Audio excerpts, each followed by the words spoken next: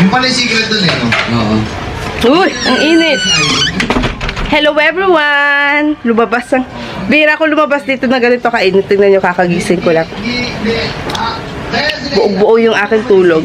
Ang init! Time check. Anong oras na? Tingnan natin, pinamping naman ito sa muli ng pa. 12:52. Oras na para pumasok ulit. Napakainit. Chinek ko lang yung aking mga succulents kasi umulan din ba sa inyo? Kasi dito, nakakaloka, noong Friday, ay hindi, Sunday, nagdilig ako ng plants, and then, umulan ng Monday, and then, umulan ulit ng Wednesday ng madaling araw. I think mga ano yun, 2 o'clock ng madaling araw, umulan siya. Ang tagal kasi paalis na kami ng 5 o'clock ng umaga, umaambon pa. And then, kinagabihan, umulan ulit. Thursday ngayon, walang pasok. Ang mga, lahat, walang pasok lahat ngayon. And, lakas ng ulan. Hanggang madaling araw umuulan dito sa amin. I-check natin kung ano nangyari dito sa labas. Gumuho din yung aking ano dito, plastic. Ito yung gumuho. Tumapon dito sa aking mga halaman. Diyan o. Tumapon. And then, nasa yung ibang halaman nandito. Inilagay ko dyan yung mga naguhuan ng tubig. Yung RZ ko. Andyan o. Tapos, si mule na propagation ko na malalaki naman na yan. Nakatulad ng mga nandito. Ganito kainit dito ngayon, guys. Tingnan natin dito sa labas kasi ilang araw na umuulan dito. Tapos biglang iinit. Ay, in fairness, gumanda. Hindi pa ulit ako, bawal. Hindi pa ulit ako nakalabas dito simula nung nag-vlog tayo. Ayan, tignan nyo yung mga paso niya, oh. Wala pa naman akong ano. Ganyan yung itsura ng mga paso niya. And dito siya tumatama, oh. Lilinisin ko na lang ulit. Sana dito siya tumatama sa ano. Kaya lang kay Arun Pay yata siya tumatama. At saka doon sa aking Darly Sunshine. Pero look, naggandahan ng ating mga nasa labas. Kasi talaga pag tubig ulan or rainwater, talagang maganda yan. Gusto nila ng tubig ulan. Tingnan, gaganda ng ano. Tingnan nyo si Firestorm mo. As in, biglang nag-anuhan yung mga baby niya. Ilang araw ba namang umulan? Sige na, ako na yung magpabili akong dog food.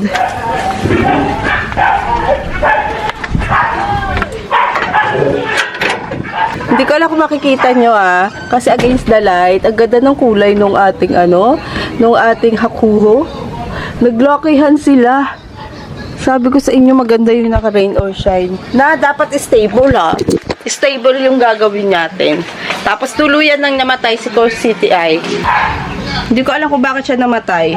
Sobrang init kasi.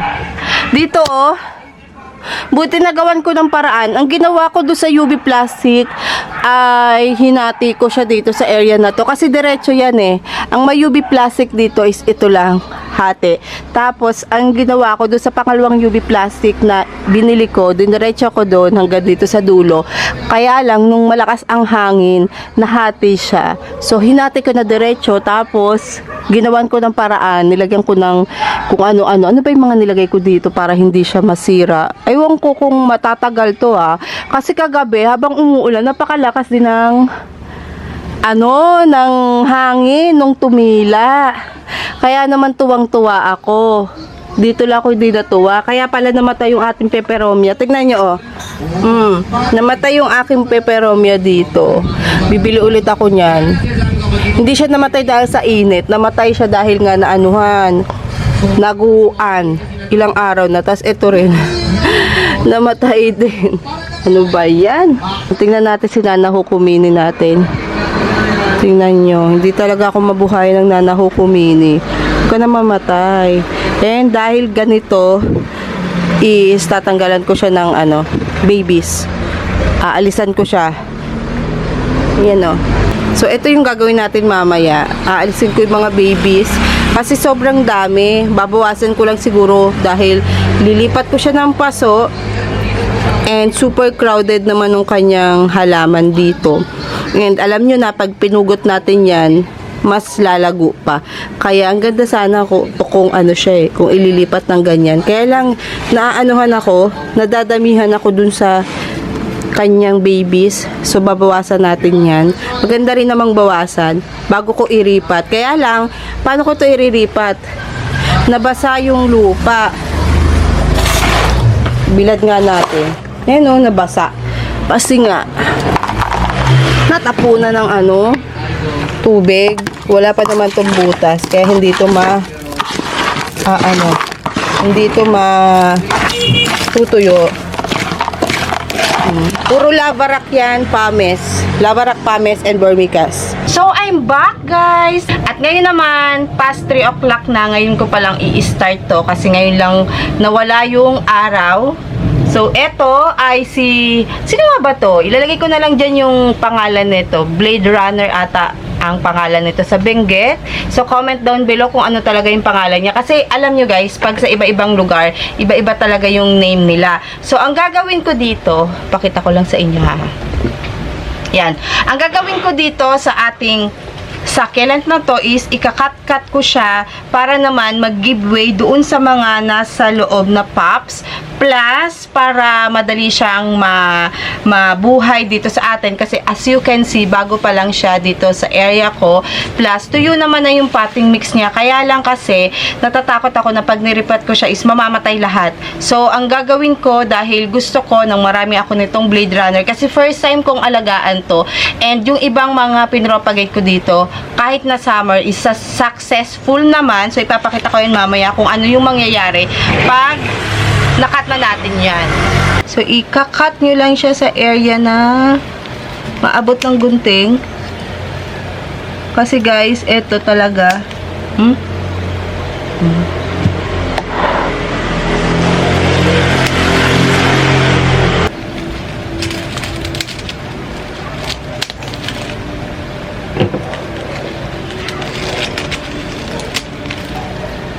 Tingnan nyo, ugatan na siya.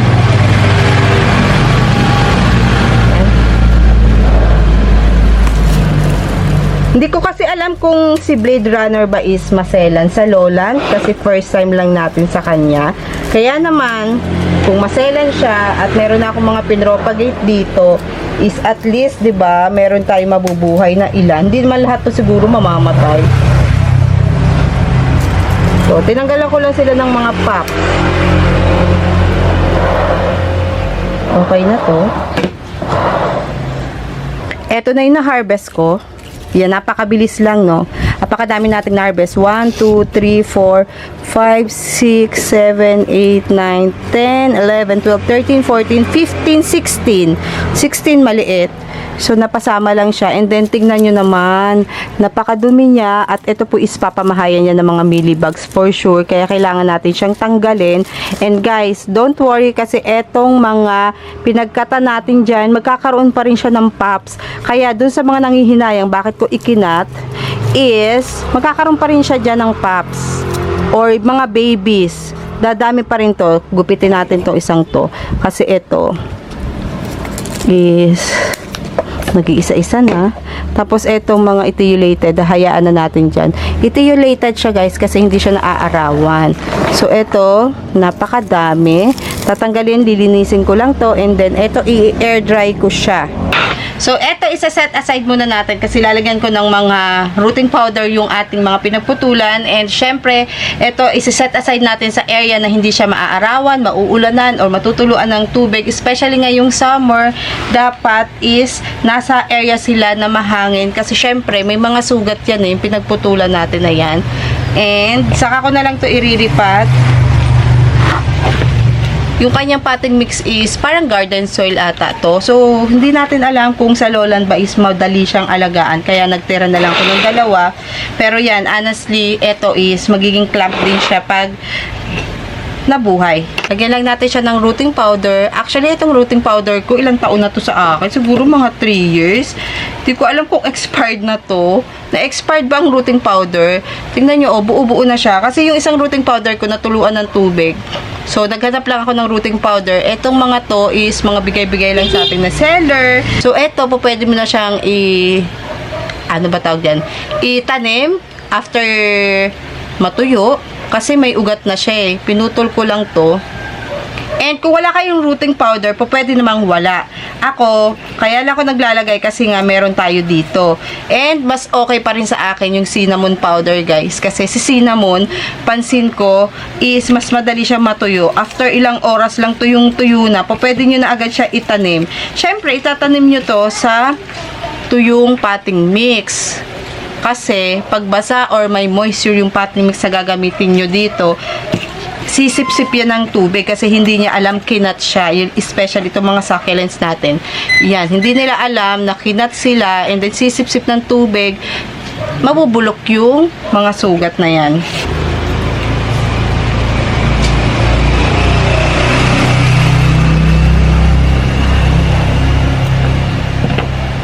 Mukha naman itong mabait. First time ko kasi kay Blade Runner yata eh. Hindi ko matandaan kung meron na ba akong naitanim nito. Pero parang wala. Tinatanggalan ko lang ng mga brown. Ito oh. Papamahayan kasi na millibugs ngayon. Yung mga bulaklak naman ng succulents, aphids. Yan. Papamahayan yan. Kaya tinatanggal ko talaga yung mga yan. Minsan, pag natutuwa or nagagandahan ako sa flowers ng ating mga succulents, pinapatagal ko muna. Tinititigan ko hanggang sa magsawa ako, saka ko siya ikakat. Actually, itong mga kinat natin, may mga new roots na sa paligid. Eto guys, yung ating mga na-harvest. Yan, napakadami. Mahigit 1 dosena. And wag na wag nyo rin itong papaarawan, papaulanan, or matutuluan ng tubig. Ilagay lang natin sa area na mahangin kasi for sure, after ilang weeks is mag-uugat na to. Katulad netong ating mother na nandito. Ireripat ko na siya after ilang araw. Once na natuyo yung kanyang mga sugat na pinagputulan dito. And guys, ipapakita ko sa inyo yung ating mga pinutol before. Ito yung mga pinutol natin or ini-air dry natin ng ilang weeks. Siguro magti 3 weeks na to. Ayan o, tingnan nyo. Ugatan na siya. 3 weeks siguro, wala pa. Or mga ganun, mga wala pa. And then eto, look naman yung ating, ano to, Missing You. Ganda-ganda ni Missing You. Ugatan na siya. 3 weeks na to kasi nauna pa to kay ano ba yun, white one kanina. Tapos eto is I think mga 3 weeks din etong ating Debbie kasi naputol to dun sa Debbie na una nating tinanim and hindi ko na siya inilagay. Maganda siyang i-propagate kasi mabait si Debbie i-propagate at saka si Missing You mabilis lang. And ganun yung mangyayari dito after 2 weeks, 3 weeks. Hayaan nyo lang siya, wag nyo siyang pansin-pansinin, wag nyo siya ilipat ng pwesto and mag-uugat na talaga siya. Kahit anong gawin nyo, hindi nyo siya itanim ng ilang buwan is okay lang as long na hindi siya nababasa. Ayun nga lang, pag hindi siya nababasa is iniinom niya talaga yung tubig na nasa dahon dito sa bottom. Ayan, kung mapapansin nyo, brown na yung dahon niya. Kasi iniinom po siya ng ating mga succulent kahit na hindi siya nakatanim and doon po nanggagaling kung bakit hindi siya namamatay plus nag-uugat siya. Tingnan yung galing-galing naman ito. Itatanim ko na to, hinihintay ko lang yung pasuko na paglalagyan sa kanya. So, eto naman, kagabi kakaputol ko lang kasi medyo mahaba na si Hakuo. And then, eto is 2 days na siguro na naputol ko. Diyan ko lang sila inilalagay. Dito yung may tumama na tubig. Ayan. And good thing naman hindi sila na ano. Eto, may mga tumutubo na after 1 month na bagong ugat. Kaya lang guys, napansin ko, bulok na siya or nag-rat na yan. Pero yung rat na, nasa stem niya, ito yung tuyo na. Hindi ko alam kung puputulin ko yan kasi lagi siyang naglalagas. Hindi ko alam yung ID neto. Sino ba may alam ng ID neto? Lagi siya naglalagas. Ngayon nawala na. Nag-stop na yung paglalagas. Tapos, eto naman, wala pa ring ugat si Monroe. Yan, dyan. Ito rin si Monroe isa. Tapos ito, free ni seller nung bumili ako. Dito lang natin ilalagay yung mga pinutol natin.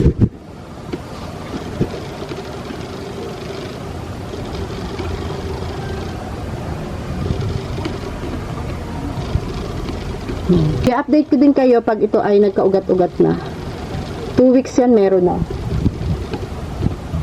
Mapupuno niya pala yung ating plant rack. Hindi ko pa kasi nilagyan or nilipat ko kasi ng mga pwesto yung mga nakalagay na sa kulay brown. Kaya meron tayong space dito. Pero by April, lalagyan ko na ulit sila ng sakulong. Katulad nito guys, hindi na siya maganda. Legi na talaga siya. So, ikakat ko dahil ayoko namang tumaas ng tumaas yan. Tapos, legi pa din. Dito natin siya ikat sa area na yan. Papantayin lang natin. Tapos, i-propagate natin yan. Oops. Tigas na. Uy, kahoy na yata to. Uy, kahoy na nga. Yan. Tapos, kung mapapansin nyo, meron ditong mga dahon. Tatanggalan natin siya ng dahon. Kasi, dito tutubo yung mga bagong lalabas na pups or babies. Diyan. Dito na lang. Yan. Dito pa.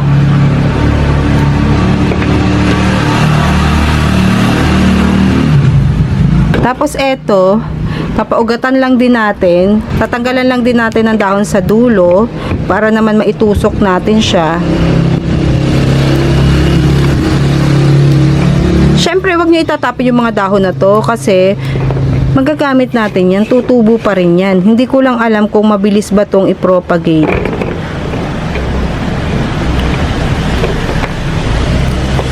So, ayun lang guys ang ating video for today. Isinama ko lang ulit kayo sa ating pagbablog kasi wala akong kakwentuhan. And as you can see, ayan na yung ating mga propagation. Nagputo lang ako ng bainesi na dalawa. Yung nasa labas ng bahay kasi, nakadalawang nakalaylay na ganyan. Hindi siya maganda tingnan. Pinugot ko para magkaroon siya ng sanga. Hindi katulad ng ibang purple delight natin, madami siyang nakalaylay. Kaya maganda tingnan. So, maglilinis na ako guys. Ayan. Nakapag-rearrange na rin ako ng ibang plants natin. Kaya lang naisip ko yung matataas, ilagay ko na dun sa taas. So, dito ko na i-end ang ating vlog at ako'y naiinitan na, papasok na tayo sa loob. Umaraw na naman kasi, kanina, maganda na yung sikat or nawala na yung sikat ng araw kanina. Ngayon, minute na naman eh. Summer na talaga. So, bye-bye guys! See you on our next video!